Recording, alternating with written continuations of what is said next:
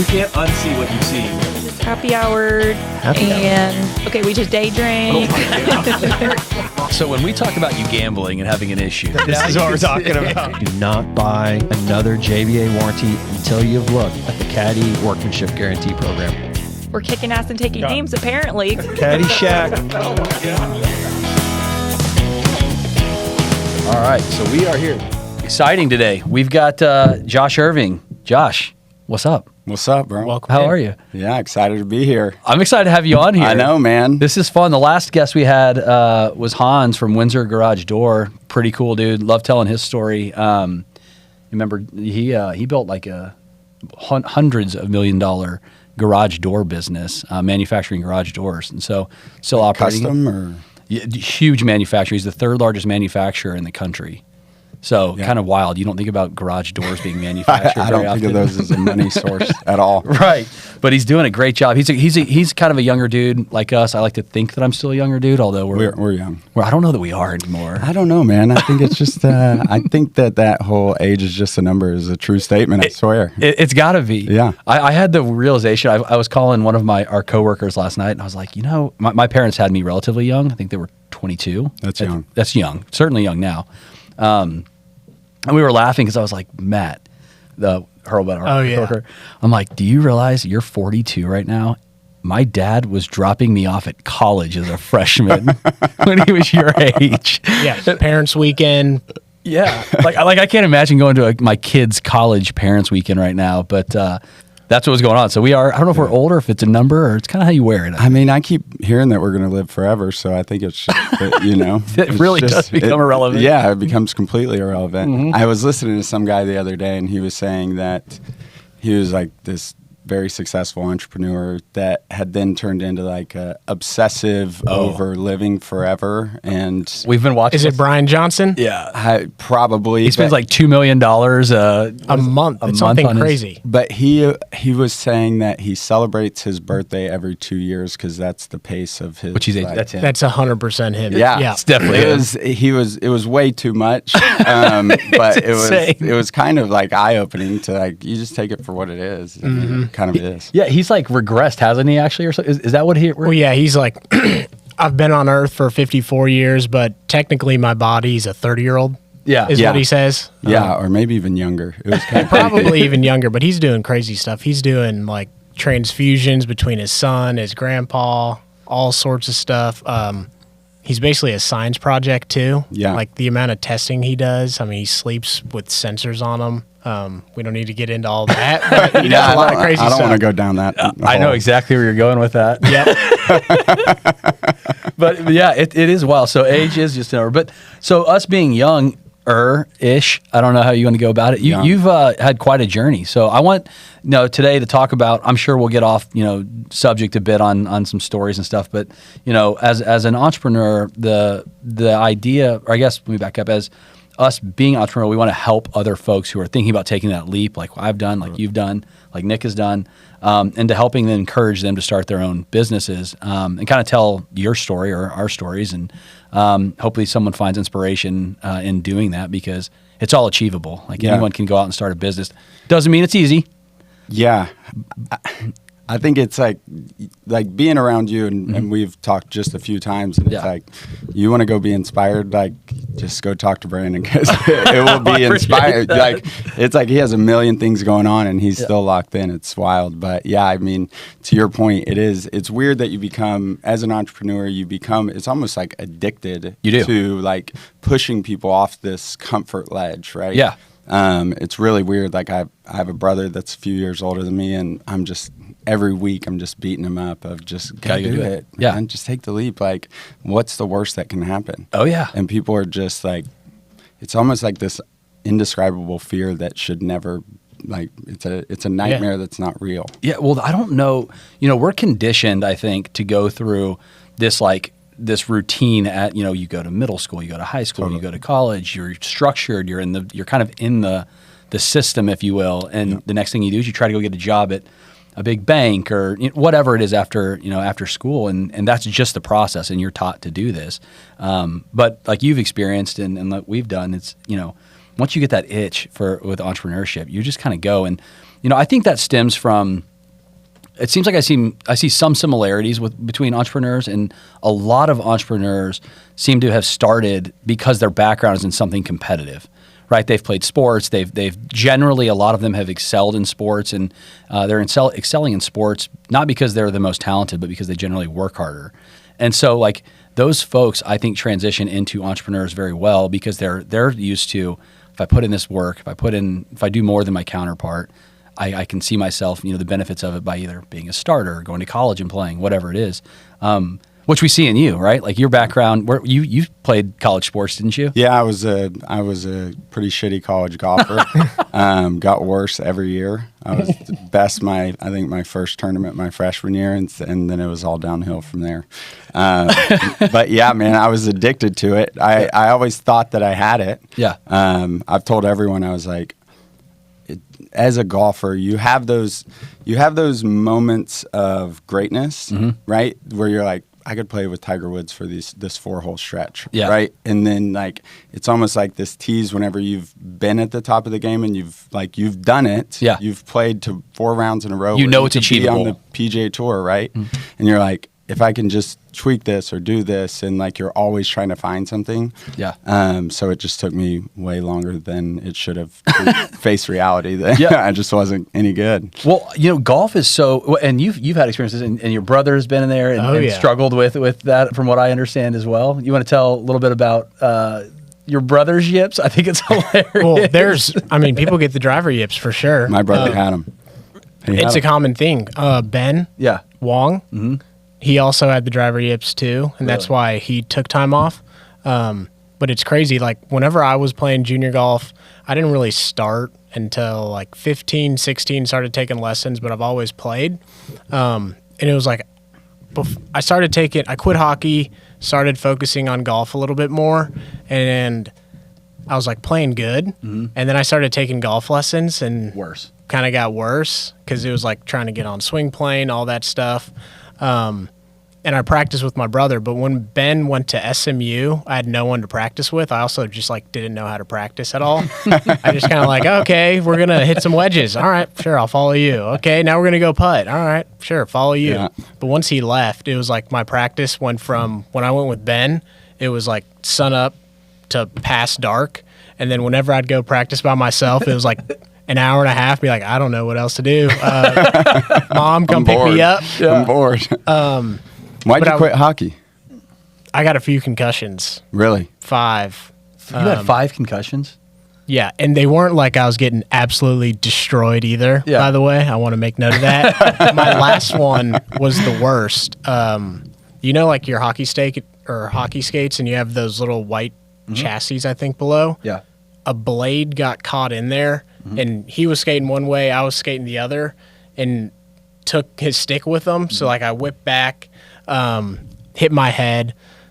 Well, actually, this may be the concussion talking. This wasn't my last one, but that was a concussion. Okay, my last one that was the worst was skating, curling up the boards, got cross-checked, and it completely, cracked my helmet, dented my cage. Good Lord. And my dad had a rule where it's you can't lay on the ice and be hurt. So, I get up, cannot see anything, just stars. It was the first concussion where it was I truly, no vision was coming back, but I just knew the bench was over there.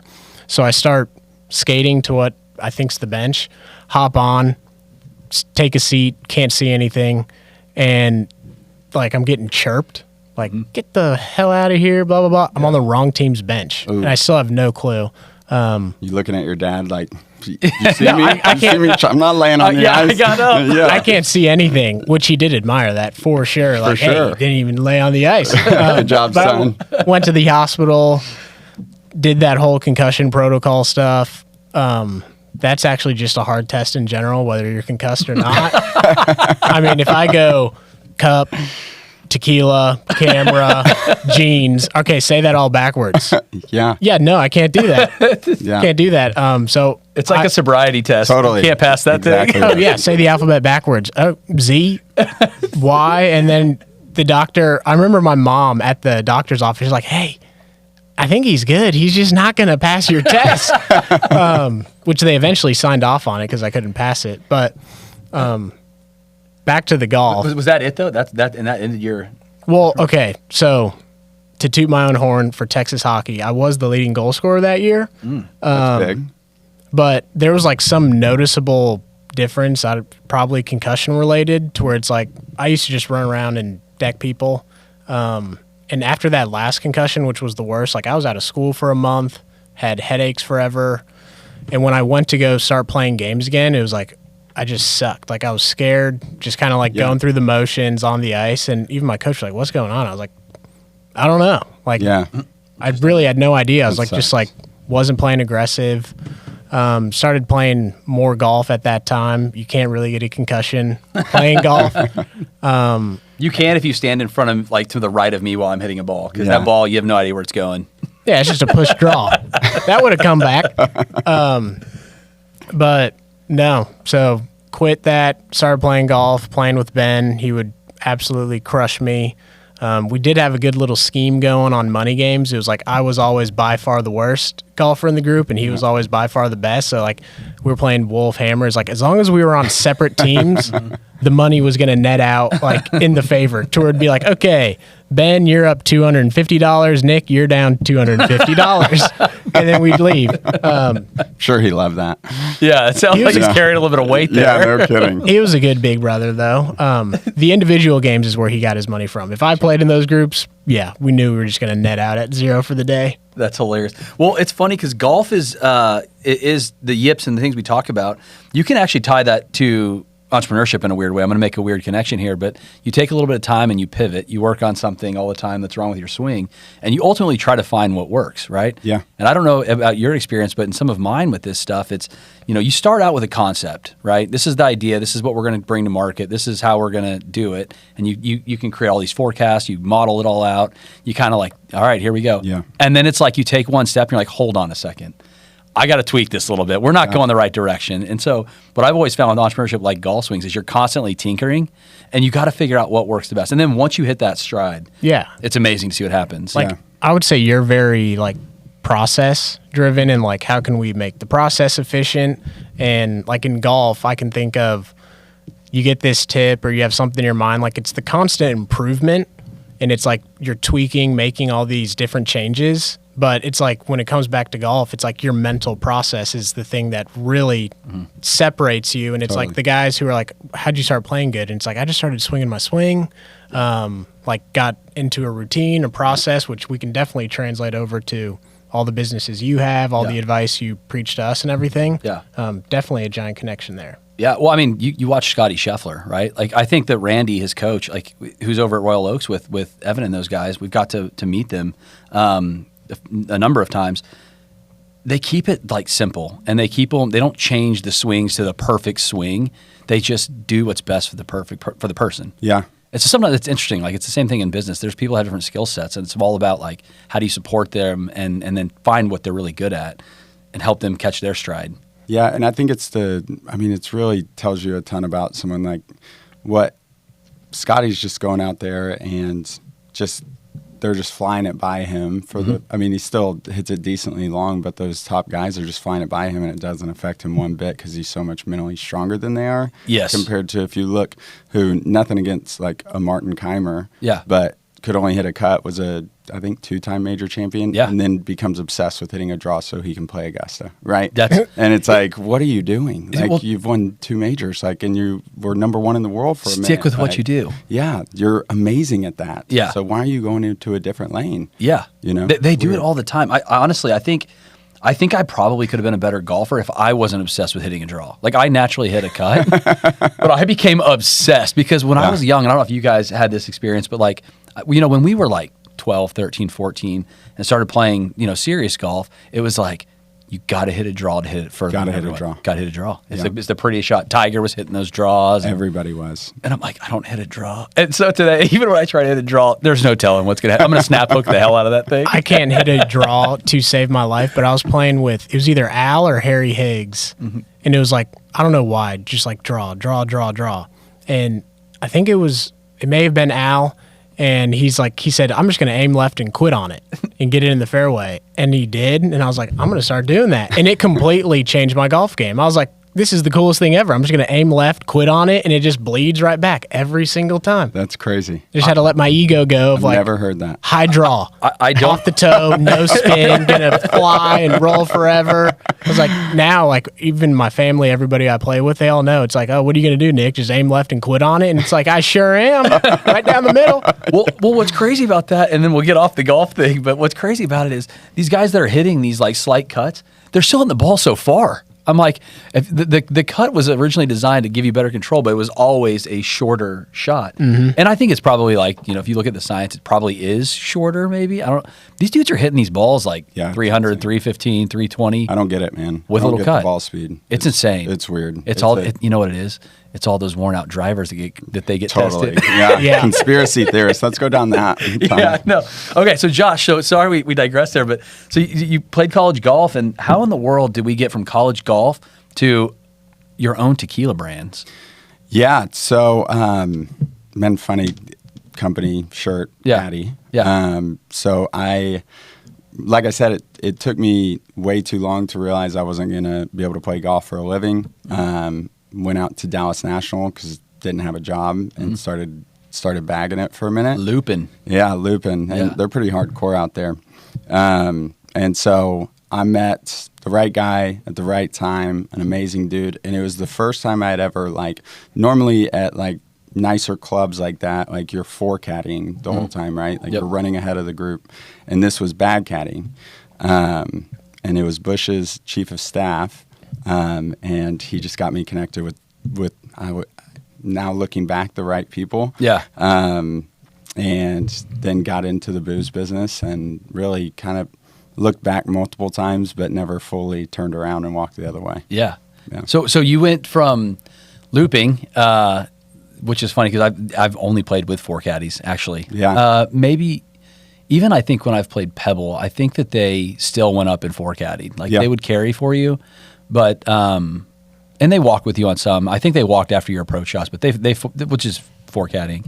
I've never actually looped with someone the entire time, which is cool. That's pretty awesome. Yeah. Yeah, it's a cool experience if you get a good caddy, and I think I was one. So yeah. Got that going for me. It also sucks when you get a shitty caddy that's like reading the putts wrong, and you're like, come on, man. In reality, it's me just mishitting the putts completely. Every time. That guy, it's his fault. But I think caddying would have been something that, like, had I not kind of fallen in love with the space that I was in for multiple reasons, like, I think caddying is such a incredible, like, competitive job if you don't have the skill but you still have the passion for the game. Yeah. And you can see and you've been in the ways to get it done. Yeah. And you have the right mental approach, because it's all the way I'm going to speak to you is different than the way I'm going to speak to you, right? And so if you see all those guys, like, normally I think Rory's really the only one that his personality kind of aligns with his caddy's personality for the most part, on the outward, on the fan-facing side. But for the most part, it's kind of opposite. Like, they need to be lifted. They need to be, like, calmed down to be their best self. And I think that's it's a really underrated kind of job. People think they just carry. People that don't know golf think they just carry the bag, but no. So much. I haven't thought about that before, but it is interesting. Like, the communication style that you're describing, aside from, like, the consulting side of which, getting them up and down, keeping them level-headed, it's something that I feel like I don't generally say like I do something well, but this is something I try to work on really hard. Is being able to communicate with anyone. Totally. Like we have connect or communicate. Yeah, it's all of it. It's like so we would have, and my days still go this way. Nick, you hear it and you're like, what are you doing? But, like, you'll have conversations with technicians, right? You'll have conversations with dishwashers in the restaurants business. You'll have, the whole gamut up to, CEOs of Train, like, or whatever. And so, like, I'll go in a day and I'll have my blocked, meetings or whatever, and it's like, one meeting might be dealing with some issue that is crazy small relative, but, like, I give that as much focus and attention to the person I'm talking to as I do with someone that's, making tens of millions of dollars. And so being able to adapt in those conversations is super helpful, at least in my professional career. And I was in Telluride for work, and it was the second time I had been there, and kind of the more successful industry entrepreneur there, and he's jumped into a lot of different things since, but he started kind of as a dishwasher, and I told him straight, and he's so engaged, and he's so like, he's there in the conversation. Present. And I said, his name's Josh. I said, Josh, you have this superpower unlike anyone I've ever met in my life. I go, you have the ability, you could walk or drive into Denver and you could have a 30-minute best friend conversation with a homeless person. Yeah. And then you could walk into the Oval Office and run that entire place. Yeah. I was like, it's the craziest thing. Like, this superpower is just so unprecedented to really, truly do what you were just saying, that like, to be able to go all these different levels and really connect with people, like, that's ultimately, I don't care. You could be selling or doing anything. You're going to be as rich as you want to be if you can do that. Yeah. Well, it's probably a huge reason why you're where you are with these brands and the success that you've had doing this. I mean, so you went from looping to, did you worked in the beverage distributor side of it, right? No, I was selling Boone's Farm and Moscato and yeah, baby. I was out, no. I've done the same, and I wasn't too far removed from it, so I was trying to get out of that phase of my life, but it was just bringing me back a little bit. But it was in a not the greatest place outside of Houston, and so I did that for a few months and begged a guy I knew in the space to get me the hell out of there. And I did the same thing as you, and it's hilarious. So I worked at Republic. Oh, I didn't realize that. Oh yeah, that was the first job out of college. Damn. So I worked at R&DC, first job out of college, and what I got a relatively less desirable, I'll call it, territory. and people don't know. People do not know what happens. It was the best experience. Like, it was a grind. I was an off-premise rep that sold just wine. So when you said Boone's Farm, it's funny because we had Mad Dog. Yeah, big competitor over here. We were really competing on the quality stuff.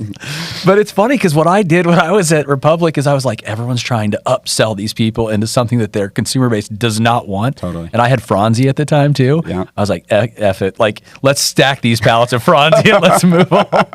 And so it was funny because I graduated college early, and so I was only 21. So I had been drinking for, I had been legally drinking, we'll call it, for a couple of months. And so I didn't know the difference between a nice bottle of wine or, any of it. So nor did you care. I didn't care. I needed to sell product, right? And so I embraced that. And what's funny about that is I became one of the top reps in that first year because all I did was focus on what they wanted. And I started pushing that product. Yeah. And so I went from a territory in, I'm not going to say where it was, but just a less desirable area, to getting promoted to the West Plano territory as a 22-year-old. And then I really had to start learning. I'm like, okay, so I can't just stack Franzi everywhere. and so that's how, that was my introduction into the beverage space. Yeah. That's crazy. So similar to you kind of, where it started there. It was How long were you there? So I was in that role for like 8 or 9 months. Mm-hmm. Then I moved to Fort Worth.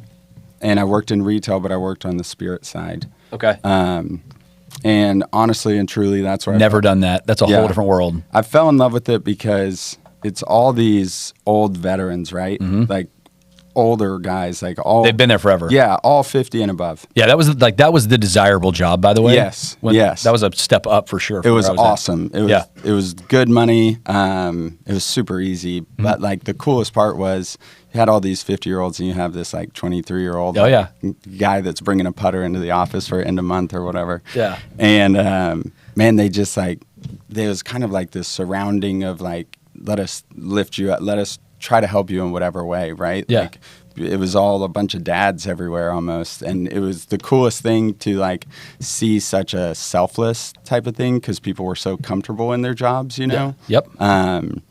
If the whole world was like that, and we were all just focused on lifting each other up, it would be a much better place. I could not agree more. That's kind of the premise behind doing these things, is like for you to tell your story. We've been telling ours. Yeah. but I like it. But yeah, that's the deal, is like everyone should be able to benefit. There's so much opportunity around the world that like the whole selfish mentality of like, I'm going to survive and step on you while I'm going up versus bringing you with me is unfortunately too common. Yeah, the competition within business should be healthy competition. Mm-hmm. It really should. Like if you're gaining business by tearing someone down, like one, look yourself in the mirror, and two, like, what kind of longevity and sustainability is that business? It's not. It's not. Yeah, because the next guy is just going to do that, and the next guy, and it creates this terrible pattern, which ultimately creates these terrible people. Right. Yeah. That are just it breaks. It ultimately breaks. Right. Totally. Like at some point, it doesn't have the staying power. No. And the values are so important to a company as you build them to instill that culture. Which, by the way, is so hard to do. Yes. It is so hard. I mean, at every organization I've been at, I try to pride myself in providing like for me, I'm going to work really hard to give them the best place to work.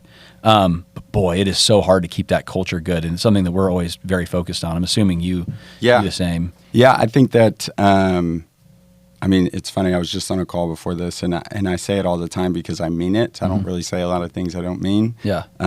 Is for me, if I lose my culture, I lose my company. Yeah. Right. And so, like doing I wouldn't say daily, I would say weekly kind of check-in, and making sure that you're touching, because like whether we like it or not, you're dealing with a bunch of human beings in whatever business you're doing. Yeah. I don't even care if it's tech, like unless you're coding, you're still going to be right. Having constant communication. And if those people like you, they're going to do whatever you want. Yeah. If those people don't like you, they're going to ruin your life. Yeah. Well, and they're your eyes and ears out there too. So It's like you want to understand the person that you have there and help them become the best version of themselves, because if they're happy and they're getting better and they're improving, it translates into how your product is out in the market and being presented. Totally. Right. And I think you've done a great job. I mean, everyone I talk to about your brands, one, besides the packaging and the marketing, which you've done a tremendous job with, like it's fantastic.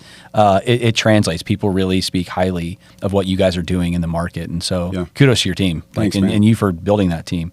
And then I think also like, and you probably see this when your reps are out on the like we call it on the street, right, out selling and promoting the product. They really get the feedback too. And if you have that communication upwards and downwards between your staff, God, you can really like adjust or like tweak or whatever you do to make sure you're addressing what actually needs to be done based on the feedback, versus sitting in a boardroom and being like, this is how we're going to do it. This is the right way. This is what we said. It goes back to that whole tweaking, like the golf 100%. Yeah, you can never get too disconnected from whatever you're doing, the final consumer and their feedback. Yeah. Or like you try to bark orders, like you were saying, from a boardroom, like, and which I'm not in a boardroom. Yeah. But if you try to bark orders without gaining the respect and having that culture maintained throughout, like that's more, it's dumb, but it's even more so ignorant. It's so common. Yeah. It's one of the biggest flaws in businesses right now. Yeah, it's ego. It's ego. Yeah. And I don't understand that, man. Ego is a culture killer, but anyway, we digress. So you went from there to a distributor. Came up here. Yeah, so I was selling the Boone's Farm outside of Houston. Then I moved over to the liquor side, and I did that with the distributor for about 4 years. I then went and worked for a importer supplier, which was Chopin Imports. Nice. And is that the vodka people? That was Chopin Vodka at the time. But I got on board, and I don't know if it was. I like their packaging, by the way. I love their packaging. They had like the kind of different material on the bottle that you could feel, like glass. No, what's like rubbery or whatever. Yeah. I don't know what it was. No, it's like something glass. Anyway, it was what have you. And so whenever we were doing that, we were taking management rights of a tequila, right? And we were working with a bunch of small brands, and so it was cool on one side to watch, because we had probably 10 brands, most of them being inception into the U.S. market, right? Yep. And so it was like I would work with these brand owners, and whether it was gin or whiskey, whatever, rum, and I would say, man, that's just like such an obviously bad decision. Yeah. Right? Yep. Or you could see brands forecasted based off of the people that were leading them. Yeah, same kind of issue. Yeah. Missing the local market. Yeah, and I was like, man, this really isn't that hard. Now, that's where Pablo kind of comes into the story. I was hanging on the cliff and just looking down, and from an entrepreneur perspective, it was always something that I wanted to do. I think it's in my DNA, and it goes back to I'm refused to lose. Like, I'm the most competitive guy at every single thing I'm doing. Yeah. Which is a flaw, by the way, self-admit. Everyone says it's a flaw, but people will say that I'm that way too. Like, I'm stupid competitive too. And it's with anything. Like he challenged, with anything. he challenged somebody to a foot race yesterday. He's like, "There's no way you're faster than me. There's just no way you're faster than me." Yeah. My buddy Seth, who actually is in the business as well, he works at Remy Cointreau, and we were in Cabo. He's like, he's like just jacked, and he's like, I could smoke you in a race. I'm like, I know I'm a little overweight here, buddy, but I've got some sneaky speed. And I smoked his ass up an alleyway hill in Cabo. Did you really? I wouldn't say smoked, but I beat him. I think he would argue that. He would say it's disputed, but I don't like to like gamble from a monetary perspective on anything. I don't either. I love to gamble on like just on yourself. I want to crush a friend's pride at whatever they think they're good at. Yeah, I want to beat them at it. Yeah. Do you have that false sense of like you're going to beat them even though you know there's like, how do I describe it? So like, say we go and play golf and you're a much better golfer than me. I swear to God, when I walk up to the first tee, I'm thinking in my mind, I'm going to beat you. Yeah. And there is no shot in hell I'm going to beat you. I'm like almost to the point of like naive with it. Yeah. It's hilarious. I think... Man, what a good question. I've never been asked that. Do I think that I can beat someone even though I know I'm going to lose? Yeah. I don't think I would take the bet. Really? Too competitive. Too competitive to take the L than to take the bet. I would rather pay the loss and go down losing and be like, "You beat me last time." Well, I had a lot of strokes. No, but you won. I thought that was free money. we were at Vaquero and we're on, I don't even know, what was it, 15 we started the bet? It was on 15, and so there was 14 other holes before that he did not finish. And I was like, all right, let's go. I'll give you a shot a hole. Let's play. And then all of a sudden he like made natural par. I'm like, what's going on here? Fleece me. Yeah, it was great. So sometimes it works out. Hustle. It was a hustle, yeah. But so I met Pablo. Yeah. And we, I was just doing a sales presentation, and I was like, I had some bottles. I was selling some high-end tequila, and I was like, whoever wants to come, change the game with me, here's a bottle of tequila. Who wants to do it? And Pablo was like, and he's running the state for the multicultural division of the distributor. Yeah. And he's like, those distributor people who are still there speak so highly of him. Dude, I could spend 5 hours telling you how good of a human he is. That's awesome. Like, he is an incredible human. And he jumped off and said, let's go. And he said to me, so we started hanging out and we started drinking tequila. Like, we started kind of arguing, he always says we were working. But we were arguing about tequila and good tequila, bad tequila, in between what the market was going to do, how it was changing. And he said one day, and I had already called my wife, and this is the craziest part. I had called my wife on the way home from work one day, and I said, if I'm ever going to do anything in this space, it's going to be with this guy. He has no idea how genius he is. Yeah. I'm going to take advantage of that. And like probably a month later, I didn't even bring it up. He said, Papa, let's stop making other brands. Let's go build one. And that's awesome. Let's go to Jalisco. And so that was in early 2018. And yeah, it was a lot of time spent there. Tell me about that. Crazy. What is that? I've never been down there. So I had been down there I'd been 3 different times with different brands to Jalisco, different tequila brands. I'd been to Oaxaca with different mezcal brands, and they put curtains up, you don't get into rural, behind the scenes. Oh my gosh. Like people going to like the Patron Hacienda. That can't be further from the truth of what it actually is. Like, dude, that is, so I've been really trying to build my own wine brand. So we've been out there and I've had a couple of different meetings behind the scenes. Yeah. What a different experience. Like when you're not looking at the big wineries and all the stuff, the beauty, and you get to the nuts and bolts. Yeah. It really changes. Yeah. So I kind of understand what you're... Yeah, and mine was more from like the... Agricultural? No, mine was from the cultural, from the people, from the like how few resources that people in that part of the world have. Yeah. Like, and how rural, it redefined that word for me of what rural was. But like, you see these beautiful agave fields, and then you see people like not being able to, get water.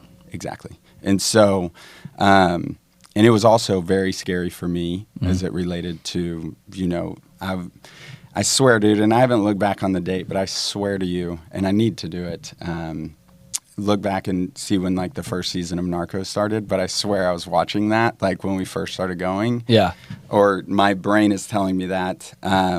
But it was really, I was nervous. I didn't know I knew Pablo because I loved him, and I was like following his lead of like, hey, I'm comfortable. I'll go here. I'll be the leader of this, right? Yeah. Type of deal. Like, let's go to Jalisco.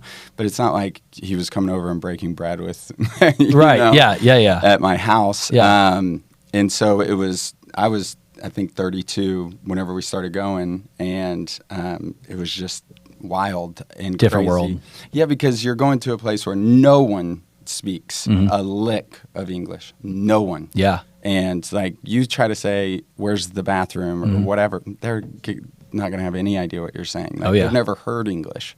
And so just starting to go, and then like it transformed, and I won't go down the whole deal, but I went from fear, and there's just this one vivid, like scary time of meeting this group of guys, and like anyone could be there, and I can tell you that what happens there is real, but like it's all in perspective. It's not like you're gonna just die out of nowhere, right? And so it's like, but meeting the guys, I'm booking the hotels. I'm looking at the reviews. Like, I'm making sure that like there's been some American that stayed here. Yeah. You Life 360 where you're at the whole time. Pablo's just like, he thinks he has however many lives. And so I'm just very nervous, and rightfully so, in my opinion. And he meets this group of guys, and he's like, don't worry, Papa, we're fine. And so we end up going over to their house,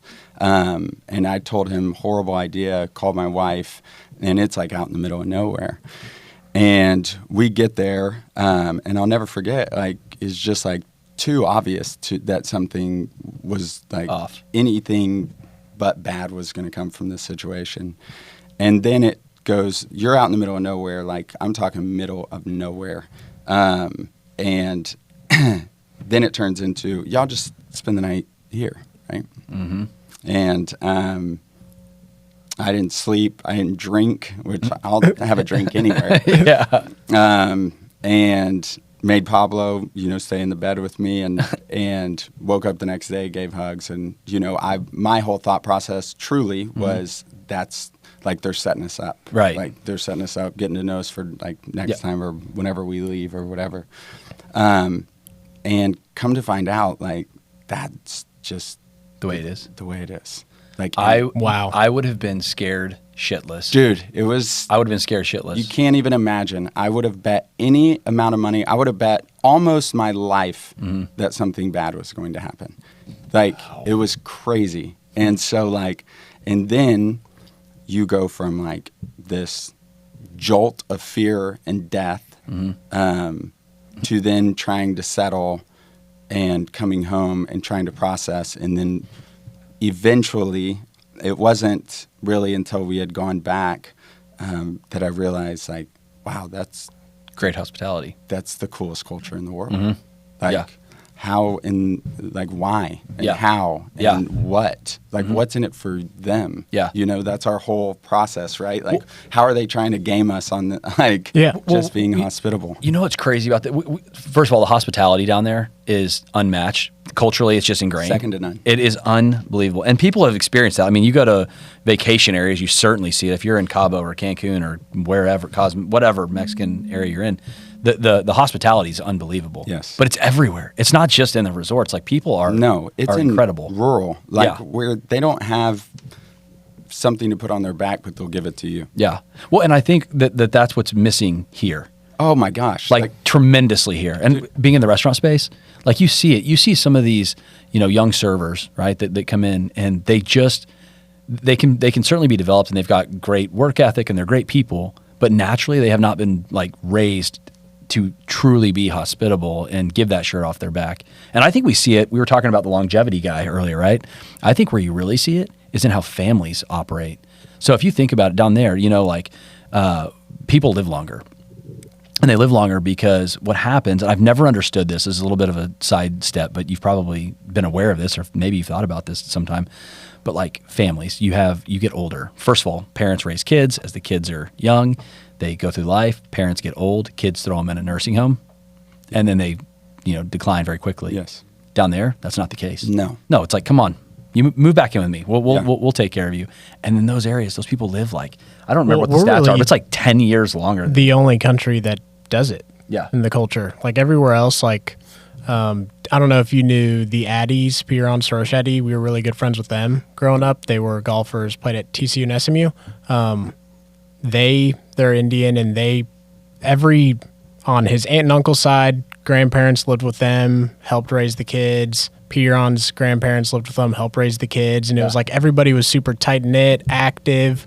And then I was thinking of my grandparents, and I was like, they don't move half as well as they do. And it's like, well, they kind of have no reason to move. They're just home alone and chilling out. Yeah. But they were taking kids to school. It's the culture. Like the culture is where the issue is. It's like we are so busy and so ingrained in getting forward and stepping up that we like neglect that part of it. Yeah. Which is wild. Like I think back, my grandparents, like there was no sport. They didn't move in with us when we were younger. They were just on their own, and then when they got sick, they were on their own. I mean, the American dream is kind of wild. Go to school, get a good job, buy your own home. Yeah. And like I don't think that's anywhere else. Like that's why it's called the American dream. Yeah. No emphasis on family or anything.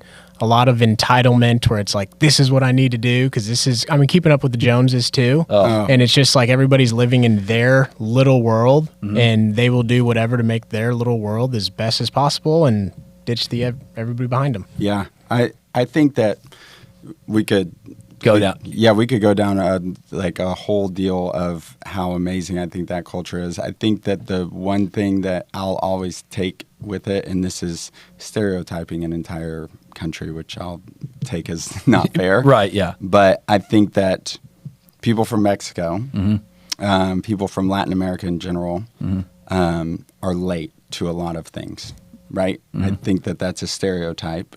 And I don't think that it's late as a disrespect holistically. I think it's late because they do such a good job of living in the present. Yeah. And they're not worried. I've said it, and I've used this example a lot, but like they're not worried about like happy hour at this time and then dinner at this time and then we got to be here at this time and got to do this at this time. They want to sit there and get to know you. Yeah. And as soon as that time is up, then they'll think about what the next thing is. Next, right? And so it's so present and so powerful. Yeah. And like I think that's the holistic culture of it. Yeah. Right? Like, yeah. For sure. Awesome. I don't know about you. I tend to be late. And it's the same thing. It's not it's never out of sitting doing nothing. I will never ever be late to anything because I'm just goofing off. Yeah. That's not it. Yeah. I'm generally late because I like to be present with my meetings. And if there's something that's going on that we're having a discussion on, I'm going to finish that discussion before I go to the next thing. Now, the hypocritical side of me is we're talking about this and I can't help but like selfishly think like my kids and the presents and stuff. I am also subject to being so busy that I miss stuff. And I think wish it's normal though. Yeah, but it's always something you can work on. Maybe that's, I wish that I could have more time in the day or whatever, because now I've got a 13-year-old daughter. I'm like, man, where did 13 years go? But anyway, wild. so you're down there and you fall in love with this culture. Yeah. You've gone down a couple of times. Where were you guys at by the second time you're down there? What is the process like for starting a tequila brand? No, I mean, we were just going. Like we went from February of 2018 until July of 2019, just practically, and by probably the fifth or sixth time we had gotten to know a few people that were making connections for us. But for the most part, like it was through, call it like a phone book or something, trying to get a hold of people that would let us in their distillery. Yeah. Just because there's not a lot of network. Everybody, they're not, the main distilleries are not going to take a call from two guys that like are random, right? Yeah. They want someone to vouch for them. And so took a lot of going and going and going. And then the goal for us was, I mean, we had multiple, but it was for someone to see the vision of what we were doing and to legitimize ourselves to then like partner with. It wasn't to slap a label on a bottle of booze. It was like to be involved with the entire process, to then understand it, to then be able to scale it based off understanding it, right? And Pablo gets every tiny drop that goes into the tequila, he gets the credit for. And I take a lot of pride in that. For him. You know, he does an amazing job of overseeing that. He's been there well over 150 times. He's there like every other week. Wow. Racking up those points. Racking up those points, losing the sales.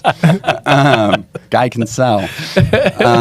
But so he gets all the credit in the world for that. But it was really just to see the alignment so we could be involved and really having all the necessary infrastructure and ability to have the resources to get to a point of scale, right?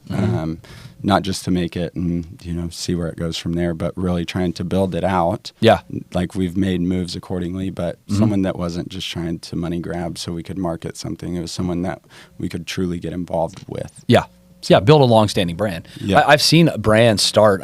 Heck, I've invested in one, and it's funny because when we did it, it was a money grab. Basically, it felt like at the end of the day there wasn't true passion behind it. And what we ran into is that like they were not set up for scaling. They would deplete all their inventory, and then we're sitting there like, guys, you didn't think to like figure out supply chain on this deal. Like it came in, it's gone. Now what do we do? Oh, we wait for 3 months or 4 months or whatever it was until you get. I'm like, did we not think through? Like, what? And so that was an unsuccessful venture. But I understand what you're saying with that. You really want to understand who you're working with. I mean, anybody can go. I mean, so we get to July of 2019, and then it was like, okay, I think we can really. I had $45,000. Pablo did not have a dime, and so we formed our business in June of 2019. And then by July, I mean, obviously we formed the business, we wrote an operating agreement, and we tried to create some shitty investment decks. How did we do that before ChatGPT? It was horrible. I can't believe anybody invested, honestly. And so that 45,000 honestly got us to that point, which we were running very thin, to go out and ask people for money because we felt like we could create a real business. Based off what we knew, we still didn't know shit. But based off what we knew, we felt like we could. And so we went to friends and family, and we got some different people to form some different groups that had different expertise to be able to kind of work with them accordingly. And we raised $1.26 million.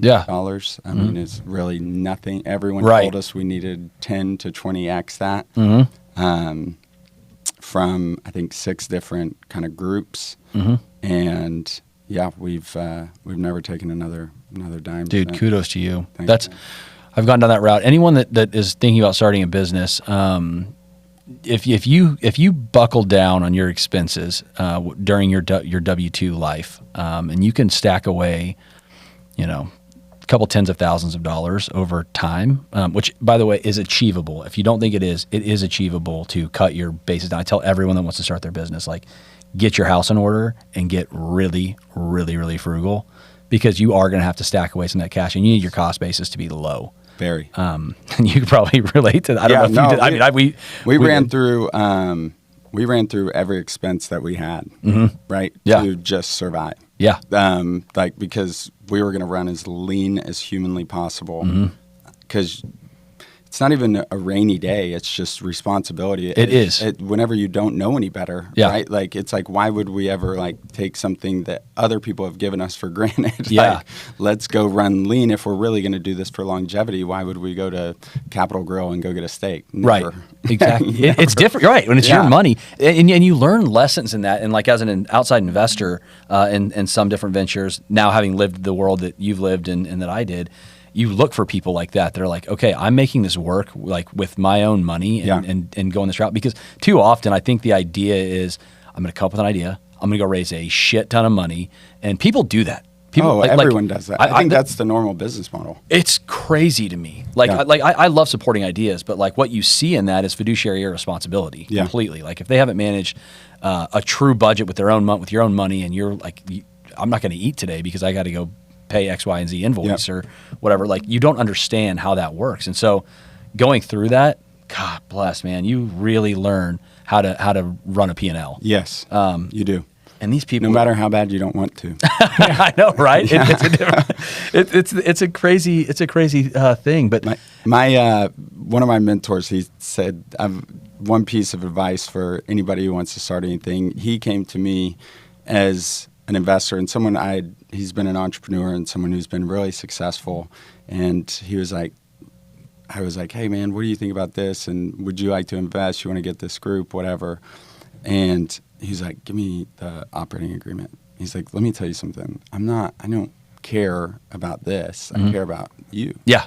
Right? Yeah. He's like, I'm not investing in this. I know that you're going to win. Yeah. And so he grabs the operating agreement and like to his own demise and says, you control every single thing. And he starts helping me out. And he's like, every decision that matters, I want you to be saying it. Yeah. Right? You don't need to be going and listening to all these other people. Yeah. You're ultimately going to succeed or you're going to fail. Yeah. I'm ultimately going to make money or I'm going to lose it. Yeah. Right? But I'm going to bet on you. But I'm going to bet on you. And that's going to you. Yeah. Right? And so that was the best advice. Not only like, do I agree with what he was saying? Yeah. It also built a confidence in yourself. Yeah. Right? Dude. I had a very similar experience, Josh. It was there's a guy he's passed away not too long ago. His name is Andy Harvey, and I love Andy. I got into a pretty good lawsuit with my dad and our first company about stuff, which I'm not going to get into on this. But you're going through a moment in time when you go through something like this. We built a company. It went from no money to a lot of money really quick, and it causes issues within family dynamics. But nonetheless, I would meet with Andy. He was probably, 75, 80 years old when we first started really connecting. And he's like, listen, I have one piece, and I'm as stressed as I could be at the time. Like just we're pouring money out in litigation. And at the whole time I'm like, I didn't do anything wrong. What the hell is this? And he said, don't worry. And I'm feeling like a couple things. One, you see your money going out. Two, it's a weird dynamic, but I'm also losing kind of one of the babies that I built in this first company, right? Sure. And I'm looking at that and I'm like, I hate that I'm not going to, see this thing through or not be involved with this company that I helped build or basically did build. And he said, my piece of advice to you is the value will follow where the value is, and you're the value, and never forget that. And it seemed I was young at the time, younger, and I was like, yeah, sure, whatever kind of thing at that time. But over time, over weeks and months and then years, I kept going back to that thought, like you can be the value here. Like, don't give up on yourself. Yeah. Bet on yourself, and it worked. Right? Yeah. I mean, we built many other companies now, and that was. It's funny how you have those awesome moments where it's like that's where you always go back to it, and it does. And that was 10 years ago now or whatever. It's interesting how it kind of sticks with you. Yeah. And for people that are listening, they're having conversations with people that are starting stuff up. You have a responsibility as someone advising as well to be like, what you're saying right now could be very important to someone later in their lives. Totally. Be very mindful of what you're saying to people. Yes. And yeah, I think words of encouragement, when I'll tell you how many people told me how bad of an idea, and I have less than one hand that were like, you're going to crush it. Yeah. Right? Oh, yeah. Hundreds told me it was a bad idea, but why does it even matter? If someone's taking the leap, get behind them and be a cushion to fall on if they happen to fall. Yep. But let them go live out, because they're not doing it, so they can go have fun. Right. They're doing it because they're chasing something they believe in. Yeah. So if you give a shit about them at all, get in line and push them. Yeah. Don't pull them back from their belief. Yeah. That's insane. Well, that guy made a huge impact on you, and he certainly pushed you, because so that was 2018? 2019. 2019? Yeah. Okay. And so You got your operating agreement. You're in control of it now. and what's the next step? Yeah, the next step was, so I quit my job. So Pablo and I were going to Mexico pretty much Friday morning. We would have these insecurities about bosses calling, so we would turn off our phones. I don't know. It's messed up. And we would jump on a plane to Jalisco. And then, so I quit my job 2019 September. And had my son the same month, our first kid. You're insane. I know, that was stupid. You're insane. I also quit my job on my birthday, which is September 28th, which I'll tell you how stupid this is, and this is some good advice, is wait till the first of a month because you get the whole month of insurance. Oh, no, I didn't think about that. Yeah, and I just had a kid, and so it was like really not, I was just like, proud moment, let's do it, it's the birthday. So so I just had a kid, September, quit my job same month, and then, you know, the moral confliction of anytime it goes over 50% of your time is into something else, I think you should, whether you like them or hate them, I think you should, you know, respect it. They've paid you. I think you should respect it and go dig into whatever you want to dig into. Yeah, I agree with that. And so we went to launch in February. We got all our distribution agreement, you know, lined out and everything, luckily. And then the whole world kind of like blew up. Yeah, this is 2022 or 2020 now. 2020. Yeah. February 2020. And so that got pushed back a little bit, and we made our first sale on April 27th of 2020. So what wild. A weird time. Yeah, it was wild, man, because our whole business structure was go and flood bars and restaurants because of the way it works in Texas. Liquor stores will inevitably carry it, right? Yep. And that was just completely ripped in half, you know, like it never even existed. Yeah. And so it was then go live in mom and pop, you know, liquor stores and just try to do whatever you can to survive. And so I've said this, and I've said it enough to where, I mean, I wholeheartedly believe it. It can come off cliche because I've said it, but or disingenuine, but no one knows who they are or how strong or how weak they are until they're forced into a corner. Yeah, it's fight or flight. Right. And so I always tell everyone, like, force me into a corner in 2018, like a cat with like sharp enough claws could take me down. Yeah. Force me into a corner in 2021, I'll take down a lion. Yeah. Like undoubtedly. Oh, yeah. It's just a completely different deal that, like, whenever you've done something that you care so much about and you believe in it wholeheartedly, and then you're forced into a corner, like you have nothing to do but push back, but you don't know your strength, like, at all. If you truly care and think something is, you know, what you have passion for, you think it's the future and you think it's got a big play, like, let somebody push at you because you will undoubtedly win. Yeah. No, I could not agree more with you there. And the confidence that comes with that, going back to just kind of building confidence from the operating agreement to starting during COVID, I can totally empathize. And once you get through that and you realize, to your point now, how strong you are when you're passionate about what you're doing, golly, it is an incredible force. And it teaches you, I think it teaches you how much you really have to be willing to put in and give to make something work. It is not easy. No. It's like everyone thinks. Such a misconception. It's wild. Like, people think, oh, they're going to start these companies and they're going to be great. And it's like, no, that's not how it works at all. Like, it's so much work and it's so hard. And you played college sports, so you had work ethic. You know, I had it too, but I didn't realize, like, you start waking up thinking about it in the middle of the night. You start your days early. You end your days in the early morning hours. Like, you just go. Yeah. Because there's not another option. Yeah, no one's going to hold your hand. Yeah, it's you. It's you. You're it. Yeah, it's kind of like becoming a parent. Like, you know what I mean? Like, you have a kid and you're like, okay, well, I guess this one's on me. I don't know where I'm going to go. It's the same thing. Yeah. And you did both of them at the same time. Yeah, stupid. Awesome wife, by the way. Shout out. You gotta be. Yeah, shout out to Khaki. She's awesome. Gotta be. So, yeah, we circled 2020. We got through that. And how did you get pulled through sales? You're in the liquor stores pushing it, and that's what drove all day, every day, man. Yeah. I mean, I was in there. Were you like masked up and everything? Yeah, dude. Pablo was always like, bro, how crazy was it? We were like drug dealers of tequila. Like, hey, you can take off your mask if you taste a little.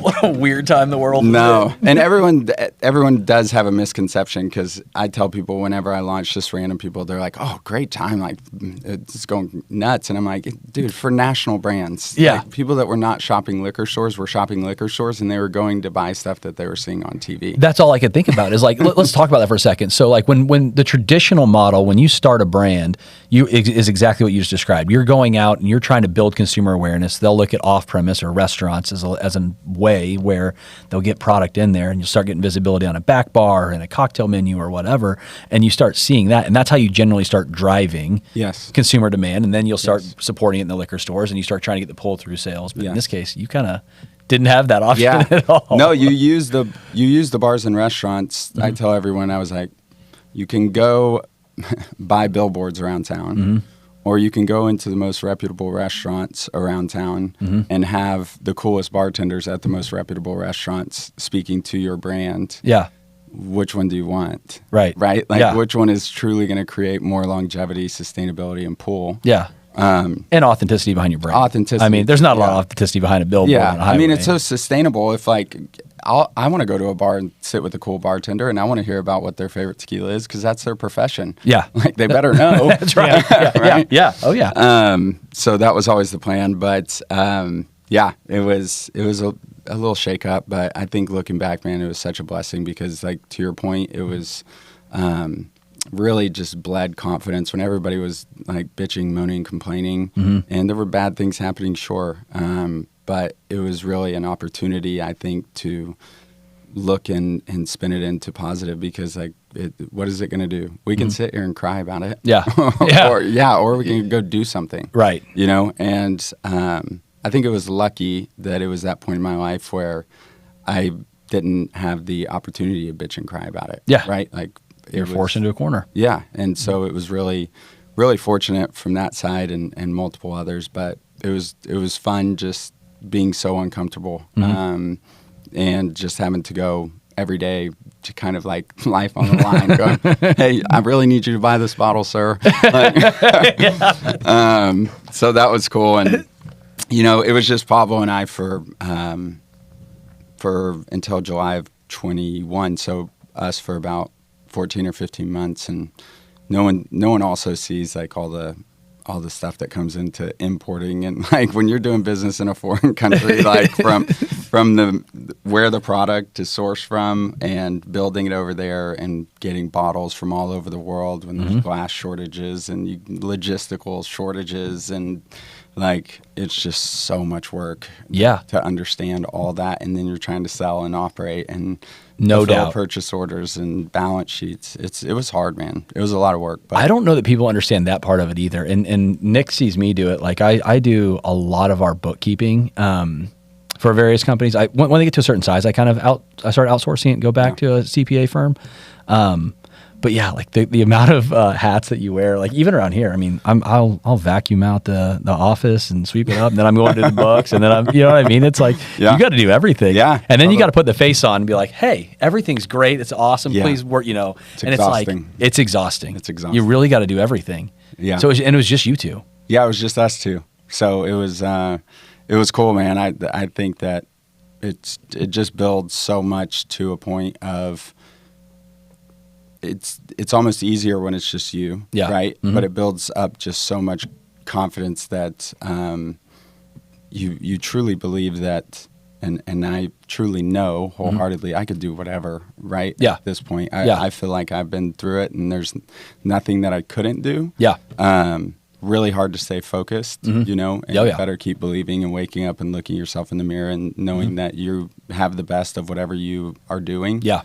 Or you believe that, that's the only way you survive, really. No doubt. Yeah. So you guys, now we're 2021. It's you guys. Who's your first hire after you two?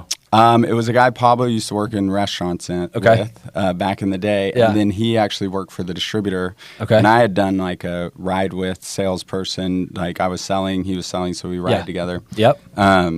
And so we had known him, and he came on board, and he's still with us today. Really? Yeah. That's awesome. Yeah, I think there's 17 of us today. But wow. He was the OG. That's a lot for on this side. Yeah. Yeah, I think the company that we were involved with was like 3 or 4 guys. Like it might have been like 2 guys to start for a long time, and it was basically that was it. I mean, it didn't get much bigger. So to get to 17 is big. And so let's talk about the product. What product did you launch with? So we launched with Socorro. Okay. Socorro. You guys can probably see this if you flip over here. Yeah. So Socorro was the first brand. That was the whole thing that we were doing. We saw a huge opportunity in the market just based off of, I mean, the tequila explosion, if you will, had already kind of started. Yeah. It's still kind of going on. I mean, you look at all the other, I mean, you look at all the other, I almost call it varietal. So it's still wine. But you look at the other types of liquor, and they are struggling right now. Tequila seems to still be kind of holding strong. A little bit. Yeah, I think everybody's kind of struggling. It's a weird time. Yeah. But I mean, our whole thing was to get it to a certain cost and make it what we believed was best. And not only what we believed, we could blind taste people, and they would choose ours more than they wouldn't, and make it advantageous for the restaurateur. Yeah. And then it's like secondary note was, I think I still am of the belief that, Tito Beverage, he proved that there was a people's price point. No doubt. Half gallons being the size that vodka's purchased in. He proved that no matter how rich or poor, that $30 was something that people could align with, right? Yep. And so that was kind of the goal, and as a bystander of our kind of go-to market of being able to really penetrate and up quality for restaurateurs, it was really getting it on the shelf and for consumers at a price point that no one's been able to kind of grab. People view tequila as shit, or they view it as Don Julio, Patron, on and on, right? And so that gap hasn't been closed, and I candidly think that we're the future of closing that. Yeah. It's delicious. I mean, this one's open. I may have had something to do with that. I mean, that's weak if that was you. Well, I'll give you a pass based on the concussions. I snuck it in. I snuck it in, and it was like 10 a.m. And I was like, let me try that. It looks really tasty. No, it's good, man. We just did like our first kind of awards things. I've always been kind of biased towards them, and just the praise we've had for the tequila has been so cool to celebrate Pablo.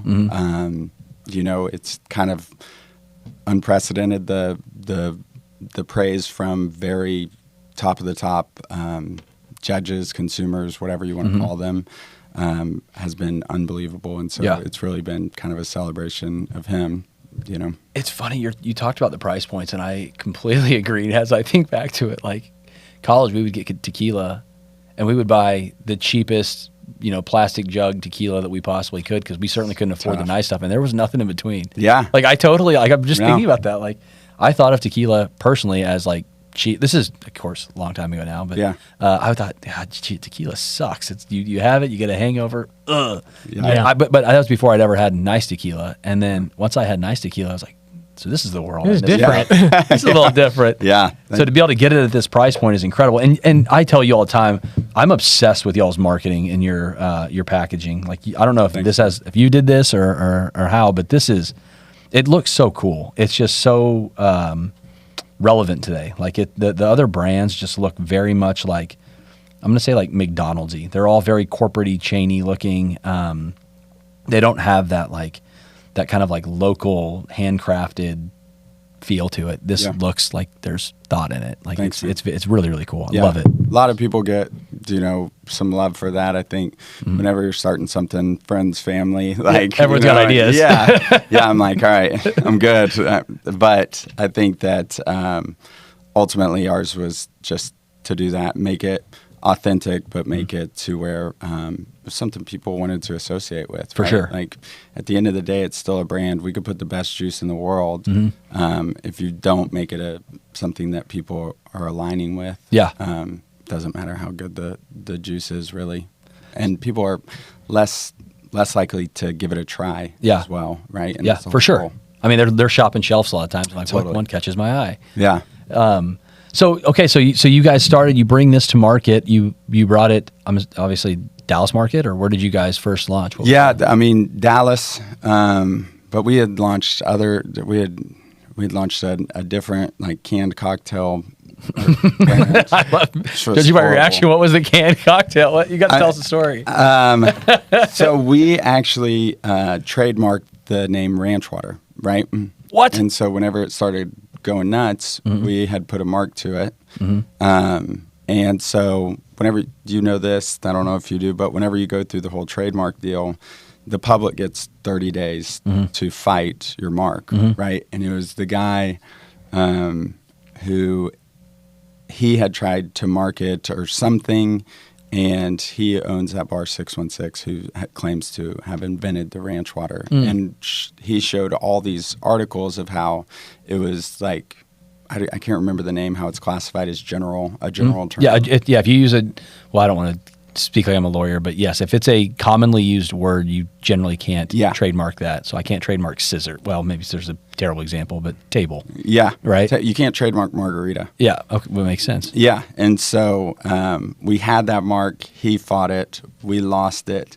Throughout that whole time, people were launching like ranch water cans. We were sending letters, wasting money. And then we were going to make it with tequila, and then it wasn't cost advantageous because you can't sell tequila in C-stores or like groceries. So then we got with a local brewery, and we got agave based, and then we started going around to like, it was horrible, dude. So anyways, Gallo, the company Gallo comes in, and they're like, we love the branding, love this, that, and the other. And so they actually took it off our hands, which was the biggest blessing in the world. Yeah. I mean, it was folded anyways because you couldn't get aluminum to save your life. I mean, those are the guys who started High Noon. Yeah. And I know the guy who runs the shop now, and he had 6 full-time employees on one team sourcing aluminum for High Noon. Wild. Because that was COVID time. Yeah. Yeah. Yeah. Unbelievable, man. Those days give me nightmares. I was in the air conditioning space heavy at that time, trying to figure out how to get a coil to California, and it was just like, it was unbelievable. Yeah. You were around during that time, weren't you? Yeah, all aluminum. Yeah, it was horrible for a while. It was the worst. That was the worst of times. It was fun. It was the worst of times. There were some fun times. Yeah. So you got rid of that, and then you're focused completely on this. Yeah, so we were focused on that, and then and it's not in here, but whenever you create something that you believe wholeheartedly in, and you see it being consumed a lot, I know in you're margaritas. going with this. I know you're going with this. And so we said, best oranges, best natural sweetener, best base spirit. Why in the world is an orange liqueur from Mexico not at the forefront of margaritas? Why are you using cognac or neutral grain spirit orange liqueurs? And so, again, Pablo on that side gets a lot of the credit. He worked extremely hard with a chemist over there just outside of Jalisco. And so we created a brand called Jalisco 1562 Orange Liqueur and brought that to market. We said, let's do 1,000 cases. Let's make enough for 1,000 cases, bring it in, see what people think. It makes sense to us. And we were able to get the price where it was because we sourced the agave, because agave was on such a craze, right? And so we sourced the agave because there's amazing Blue Weber from outside of the states that you can make tequila in by law, right? So we sourced it from outside to make the price at what it is, and brought that to market in 2021, the end of 2021, and really launched it in 2022. Okay. And then Soledad, going to 25 different distilleries, we found an amazing 8-year extra añejo. We didn't have anything to do with. We just said, it's really good. This is amazing. Let us have it. Yeah. Please. And so we grabbed that and we said, let us create a package. Well, we purchased it from them and said, we'll create the package, we'll do this. And it was a very romantic story from their father who loved a bourbon and then put the Blanco tequila into his favorite bourbon barrels. And he had since passed, and so it was like, let us run with it. Yeah, let us run with it, this juice. And so we created a package around that. We launched that in 2020, which was great timing for the company. That was a huge, huge lift for us with the explosion of premium and ultra premium spirits. Yeah. That's a beautiful package too. Thank you. Is that the only product you make with that? And that's that package? No. So I've seen nicer. The Soledad 8 is actually this is the only one that's glass. The other ones are ceramic. Okay. They're black ceramic. That's what I've seen. And those are those at an extra higher price point? Yes. Okay, yeah, I've seen those. They're generally held behind the counter. Yeah, I don't trust people like you. That's right. But funny story on this brand. So I worked with Clase Azul, right? And they have like the bell on top. Oh yeah. And I wanted. So this is actually a golf ball marker was the deal. I love it. But I wanted people, whenever they were taking it or bringing it to serve to someone, it to also Ding. make a sound, and then people to keep it as a golf ball marker. So that was kind of. I was thinking those were dimples of a golf ball. Yeah. No. That actually, I should. That's working its way into the story right now. No, but this one is 100% true. I just wanted the sound, and I love it. Yeah, this was only created as really a golf ball marker. I love it. Yeah, interesting. That's awesome. Yeah, I've seen the other bottles in there. They are beautiful. I mean, it's so we'll have that in the restaurant. So yeah, very very cool. What? Yeah, go. It was hindsight, and I think people should always reflect, not I wish I would have done this, I should have done this. It's I'm not going to make this same mistake again reflection, right? Of course, if I could go back in time, I wouldn't be making tequila probably. I would be working the market.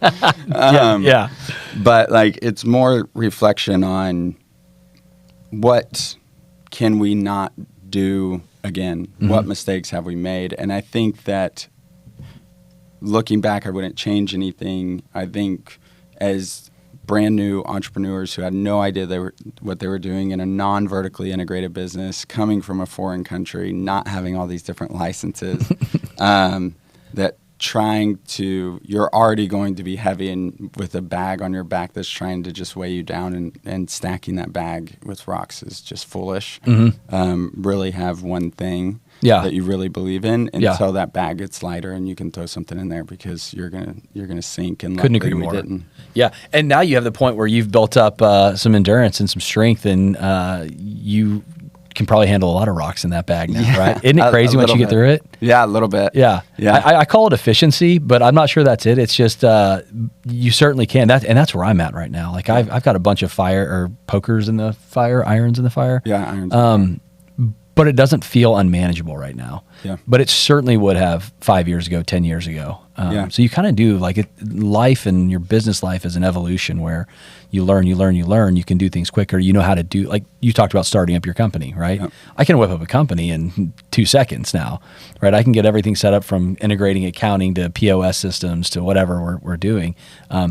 Back in the day, it used to take me a long time. Sure. So things that used to take 10 hours or 40 hours, whatever, you can kind of condense down. And then you also can, with your, relationships with distributors and things like that, I would assume that you can now, what to do. You can go and find those relationships or find that structure and that agreement that you need or whatever to be able to come in and bring another product quicker or whatever. Sure. Yeah. I mean, it's circumvented. I think that finding good people is such a blessing. Yeah. That's a lot of the rocks that come out of there on my side. But I think people can be the heaviest rock of all, right? So it's you have the most responsibility to them. Yeah. This is not going to get its feelings hurt. Yeah, I know. You know what I mean? You're not going to say something stupid to this person. Yeah. So absolutely. I couldn't agree. It's the most complex part of the business is the people. Yeah. But also the most amazing. Yeah. People are, there's nothing cooler than being part of someone's growth. Mm-hmm. There's nothing worse than seeing someone's ability and them not seeing it, to not grow. That's the hardest thing in the world is to truly believe in someone and outwardly express it and do everything you can to lift. And then get out of their way. That person just cannot see it. I agree with you on that. That is it. That's very tough. It's tough. So going real fast on this. So where are you guys at with this now? How many states are you in? What is the life, state of Socorro? So, launched in 2020 in Texas. We launched Oklahoma because of close proximity. No, a restaurant that we partnered with that had one account. So we do a little bit of business there, and we really just focus on that. I'm big believer in why would you ever go anywhere else whenever you haven't taken care of what you already know. Yeah. Like, why would you go search a new consumer base whenever you already know the habits of the consumer base and you haven't penetrated those? Yeah.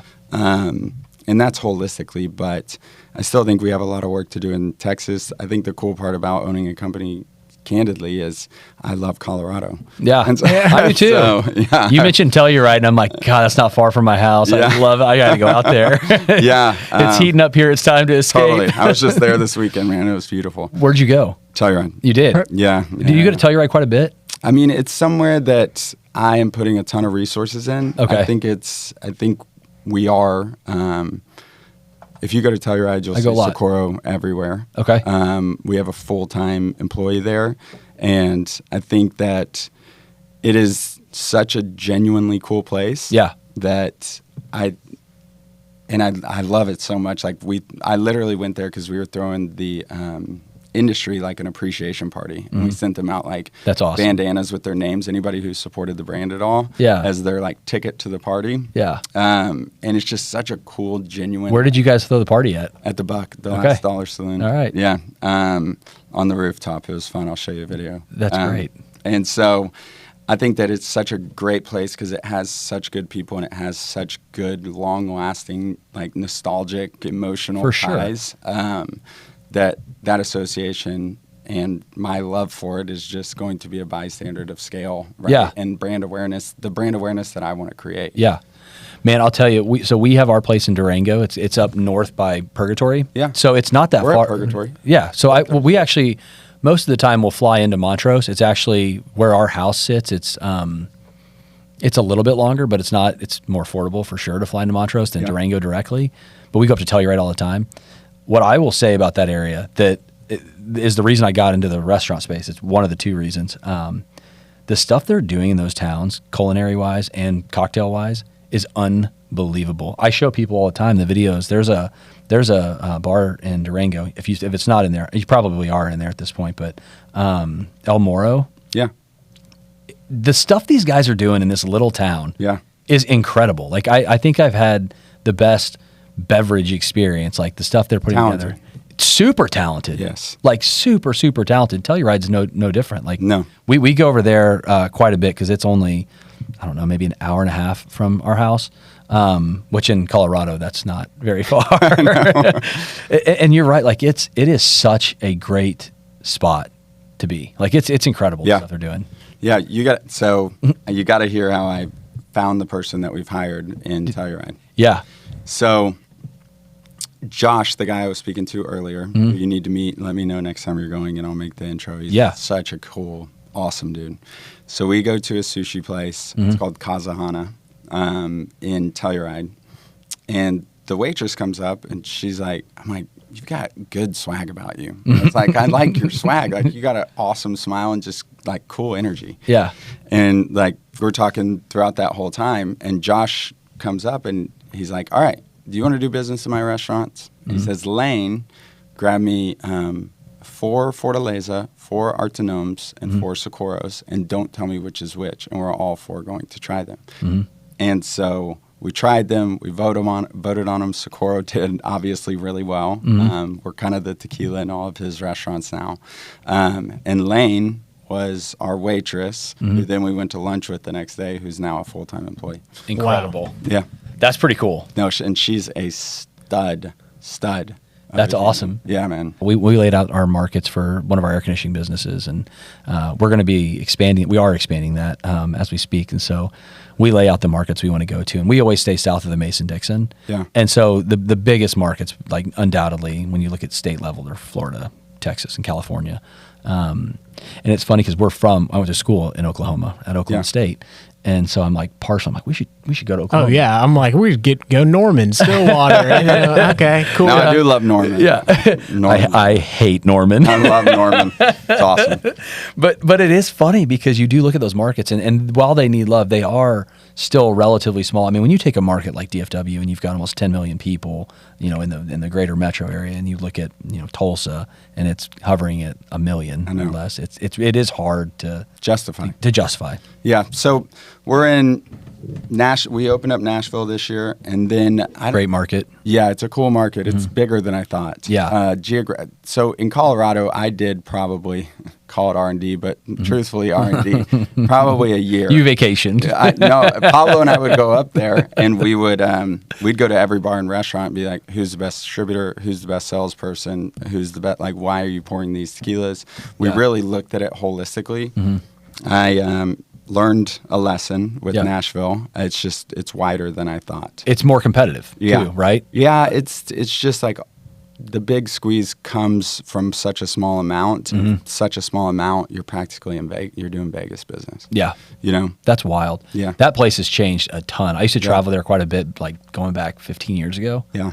Man, it's like a different city now. It's big. It's big. It's really big. Yeah. And it's pocketed. There's a lot of pockets. So, and then, I don't know if you knew this, but I guess it's been 75 days from Monday, but we just got American Airlines. So congratulations. Yeah, did you know that? I heard about that. Yeah. I didn't know it was a done deal. Yeah, so we went live. For everyone that doesn't know, what is American Airlines? So American. Well, a lot of people have been like, "Oh, congrats, you got American Airlines Center," and I'm like, I'm just kidding. So they haven't had a tequila in 14 years, and on board, and what in the world? No, only airline. And so every other brand is, this big national brand, and it's one of those deals you'll tell a lot of people, and I've been proven wrong in the best way so many times, but you'll tell a lot of people, like, I don't want you chasing, like, your time is better used somewhere else, and, But you got it. And so we went through this process and back and forth, and, it went live on Monday. So June 2nd, it went live. So this is fresh. Yeah, brand new, man. It's been crazy. Unbelievable. Yeah, they're like, hey, you guys good to go on, packaging 1.5 million of these little bottles? Yeah. We're like, yes, obviously. We already, it's already done. You know what's funny about that? I don't know if you had this experience, but when you are something like that, oftentimes it's always, yes, of course we're good. What do you mean? Hold on. What are we doing? 100%. Right? Dude, I am so proud, and I don't give a lot of this to myself at all. But man, like Pablo and Lindsay, and we have our operations person is Mariana, just all day, every day, hustle. I love it. Yeah. I mean, like I said, they get the credit, but it's going to be crazy. I'm going to Chicago in 2 weeks, and we're going to buy everyone on the plane Socorro. That's awesome. Yeah. So. Okay. So you haven't raised money on this deal outside of the very first friends and family round. Yeah. And I'm not going to ask you to disclose your future plans, but it sounds like you're hitting an inflection point right now where it's getting pretty big. And there is a point you're probably looking at yourself going, okay, well, I know there's a lot of business in Texas. We keep organically developing this and growing it. But you are getting to the point where, people, that's a lot of eyes on a brand going in American Airlines. A lot.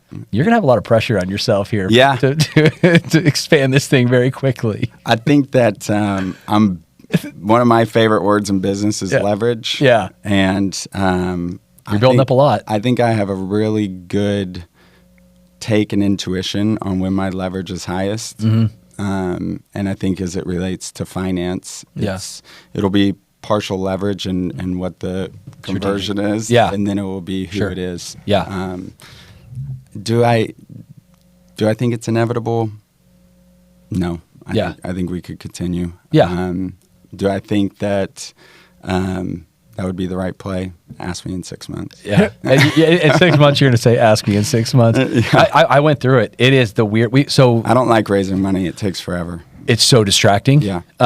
In fact, for anyone that is in that process, I think you're better suited to have someone play that role in your company. This is my opinion, because you have to run the business.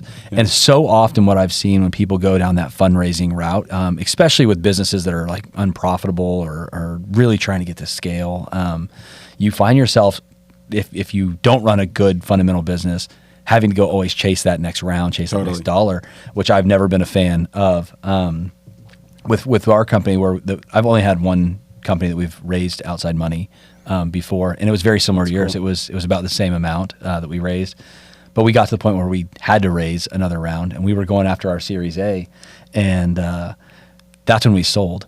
And I had Evan, my co-founder at that time.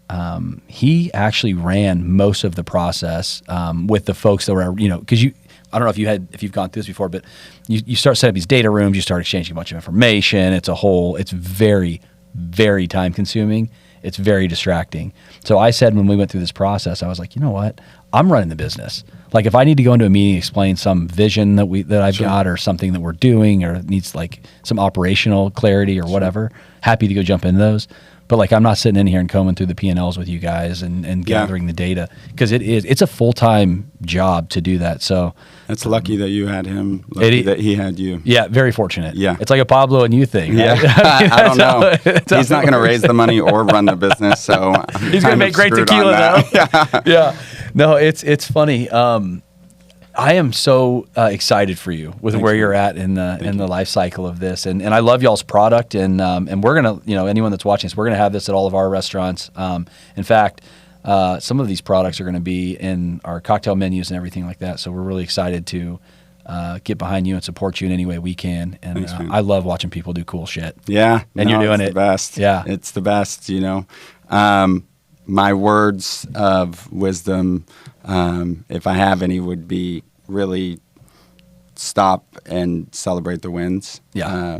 It's really stupid to let those pass by. Yeah. I say all the time, and I'm such a hypocrite when I say this, Pablo's amazing at making me slow down and taking time to actually look and reflect on what we've accomplished. But if you don't celebrate the win, then what's the point of playing the game? Yeah. You're never going to see Super Bowl champion, Yeah. Stanley Cup champion. They just go in there and they're like, hey, let's think about next year. Yeah. Right? It's like, hey, if we're setting out any sort of goals and we accomplish those goals, then stop and celebrate the goals. God, I could use your advice on that. I need to take that more to heart because we just kind of I think we see the vision 5-10 years from now, and it's just go. I think one of our companies, we just breezed through $2 million in our first year with it.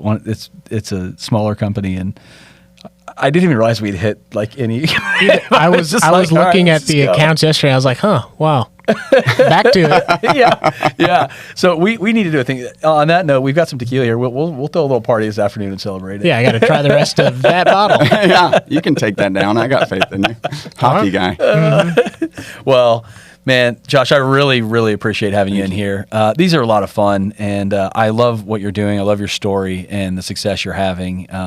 It's not always easy to get to that point, and I know you have a lot of work that's gone into this, and man, anything we can do to support you, we're here for it. So y'all are awesome, man. Yeah, I'm big fans of him. Excited to get to know you, and it's cool to talk. And like I said, I was very inspired whenever we first met, as far as like your just entrepreneurial spirit and how you can have all of those irons in the fire and like really keep focus and sanity and all those things. Like that's not easy. That's a different human. So there's a lot of respect that goes. I appreciate that. It's not always that way, but well, you do a good job of faking it for sure. Yeah. Well, thanks for coming on here, and best of luck with future success. Appreciate it for sure. Cheers. See ya.